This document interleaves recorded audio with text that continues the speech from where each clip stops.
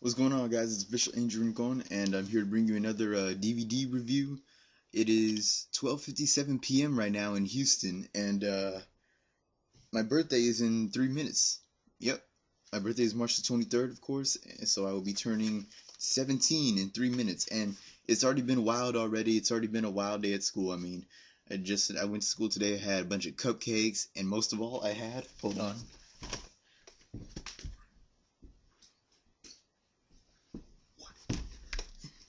Kazoos! Fucking kazoos! I got 12 of these hoes. I mean, I did Chris Benoit's theme on my last DVD review, which is WrestleMania 20. So I'll do another one right now. Edge and Christian. You know, you think you know me. You think you know me. You think you know me. And then there is Triple H. It's my time. It's my time. It's my time. Classic. And then the last one they did on that night, on the night of Edge's birthday, the last one they did.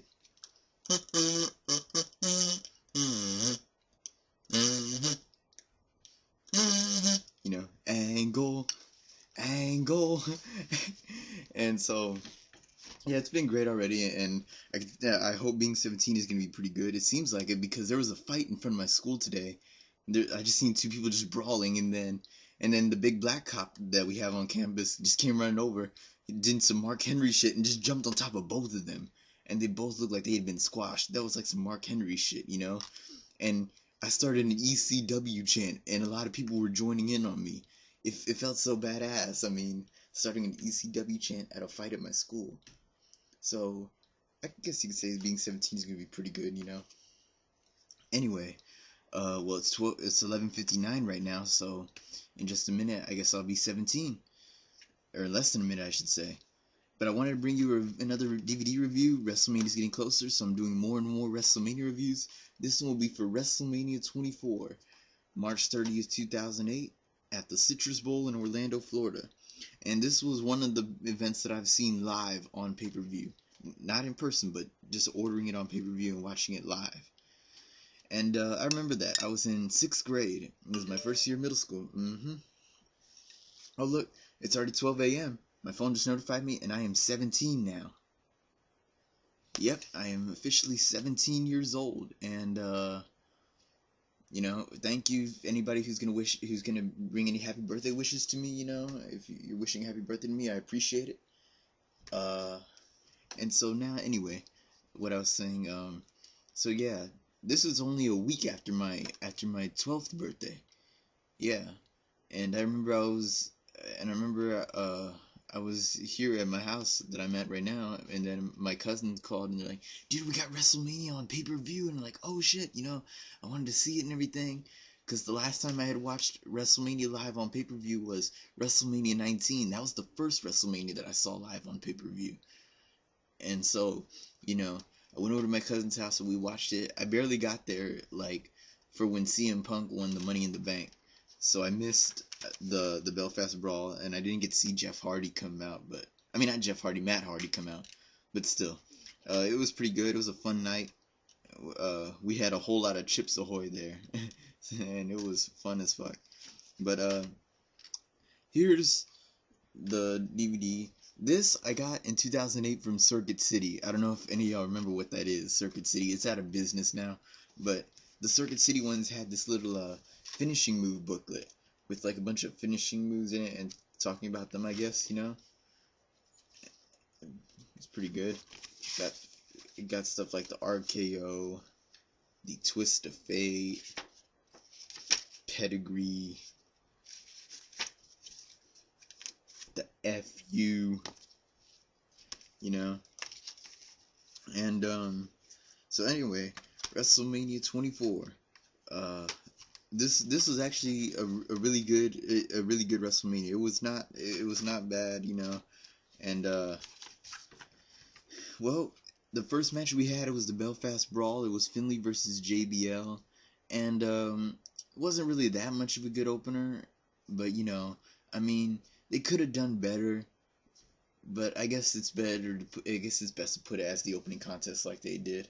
So JBL came out with the win on that one, and I'm going to give that a 2.5 out of 5. They could have done better, is all I can say.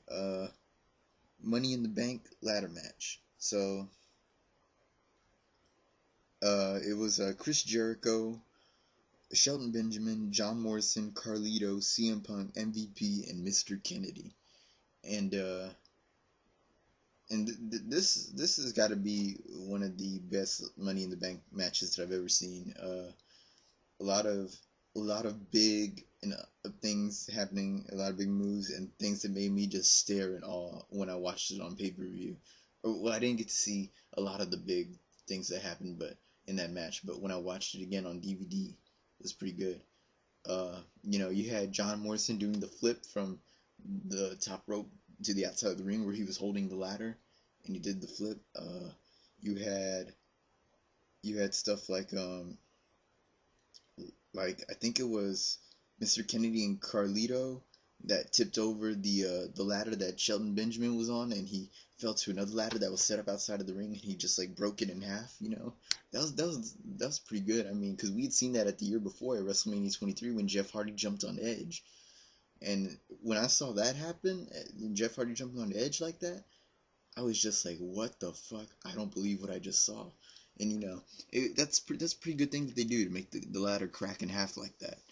And then there was MVP looking like he was gonna win it, but then Matt Hardy comes out through the crowd and ends up costing him the match. By the way, Jeff Hardy was supposed to be in this. I remember at that time I had watched him qualify for the match, and then like on Raw, I watched him qualify for that match, and then he had to go through another qualifier against Chris Jericho where he also put the Intercontinental title on the line. I'm like, what? What kind of sense does that make? He got qualified last week. But it wasn't until like a year ago that I figured out that, he had violated the wellness policy, so he couldn't be competing at WrestleMania. He had to take some time off, because he was suspended. And then it ended with Chris Jericho and CM Punk being the last two on the ladder. A little bit of a glimpse into the future for the next WrestleMania that would be in Florida. And then Chris Jericho got caught up in the ladder, and CM Punk won it. This is a really good Money in the Bank ladder match. I'm going to give this a 4 out of 5. Really good. We had the Battle for Brand Supremacy. SmackDown's Batista versus Raw's Umanga. Umanga, as William Regal calls him, but Umaga, as we all call him. So this was okay, I guess. I mean, this is kind of like the Belfast Brawl. They could have done better with it, but it was still but actually I think it was better than the Belfast Brawl. So I gotta give this a 3 out of 5. I'll get that a 3 out of 5. Then we had the ECW Championship match, Chavo Guerrero versus Kane, which really didn't last too long because you see, earlier before the night started, there was a 24-man battle royal, and the winner would get a chance at Chavo's ECW title, and Kane won it by last eliminating Mark Henry. And so, but then you see, the match started, Kane's pyro went off, and he came from behind, from under the ring and shit, and the match lasted like 8 seconds, I think it was 8 seconds, and I know, I rated the Daniel Bryan and Sheamus match at WrestleMania 20. I know I gave it a 1 out of 5, but that's because, Daniel Bryan's a really talented athlete, and they make that match that short. But this, I'm giving it a 3 out of 5 because it's pretty funny, because, I mean, yeah, Chavo Guerrero is pretty talented, but he's a cruiserweight going up against a fucking monster of a man, one that only a mother could love, and, it was pretty funny, though. Me and my cousins were all laughing and stuff, so because of that, I'll give it a 3 out of 5. Then we had the Ric Flair versus Shawn Michaels career-threatening match.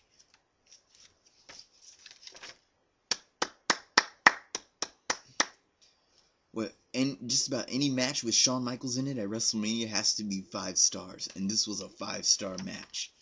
I mean, and it was so emotional and stuff, and I remember I remember I went to go use the restroom in the middle of it, and when I came back, I saw Shawn Michaels about to super kick Rick, and I saw him, mouth the words, "I'm sorry, but I love you." And then he kicks him, and I'm thinking, no, this can't be it. 1, 2, 3. Shawn Michaels wins it, and Ric Flair's retired. And even though Shawn Michaels is my all-time favorite wrestler, I just couldn't believe it. I couldn't believe this is the end. We've seen the last of Ric Flair. But it was an emotional match. Ric Flair put just as good of a performance on as Shawn Michaels, and great match, just absolutely great. And then, so I gotta that's a 5-star match, 5 out of 5. Then we got the Playboy Bunny Mania Lumberjill match in this case, and Snoop Dogg was sitting ringside. So it was the Playboy cover girls Maria and Ashley versus Beth Phoenix and Melina. And now usually the Divas match is my piss break. This one I kind of wanted to stay to see what it'd be like, and Maria and Ashley look pretty fine. So did Melina, but then again, Beth, I don't know if I can really say this. She alright, but just not really anything compared to those three. Anyway, there was a technical difficulties during the match, and the power went out, and everybody was like, "What the hell? Did the Undertaker just arrive?" And it was pretty funny, the power went out and everything, and it ended with Santino causing a distraction, and then I think it was Beth Phoenix that pinned Maria, so Beth Phoenix and Melina win it, but then Snoop Dogg comes in, knocks out Santino, and then makes out with Maria. I guess I'll give that a 3 out of 5. Why not? Then we had the triple threat match for the WWE Championship.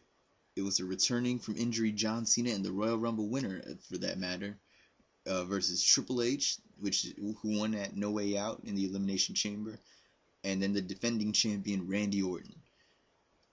And I remember when Randy Orton was making his entrance, JR said these exact words: "In 2004, Orton became the youngest world heavyweight champion."